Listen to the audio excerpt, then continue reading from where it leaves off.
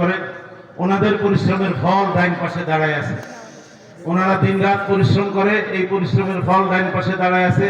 এই রাঘবপুর গ্রামের মানুষ এই সমস্ত শিক্ষকদেরকে সম্মানিত করেছে, আপনারা খুশি না বেজার? এই সমস্ত ছাত্রদেরকে সম্মানিত করেছে, আপনারা খুশি না বেজার? এই ছাত্ররা কোরআনে হাফেজ হয়েছে, বিভিন্ন বড় মাদ্রাসায় যাবে, সেখানে যাইতে গেলে তাদের কিছু জিনিসের প্রয়োজন আছে, মোটামুটি চেষ্টা করা হয়েছে কিছু কিছু তাদেরকে দিয়ে দেওয়া। এর মধ্যে ব্যাগটা দিয়ে শুরু করছে, কারণ যাই দেন, যে যাই দেন ব্যাগের মধ্যে লইতেই হতো, বাড়িতে নিতে হবে, এই জন্য এইভাবে করে দেওয়া। আল্লাহ তাআলা আমাদের এই শ্রম, এটাকে আল্লাহ তাআলা কবুল মঞ্জুর করুক, বলি আমিন।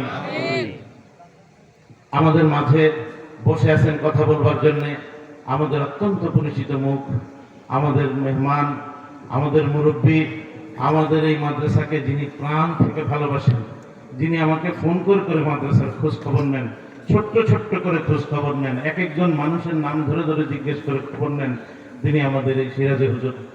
ওনাকে ওনার মূল্যবান তাকরীর পেশ করবার জন্য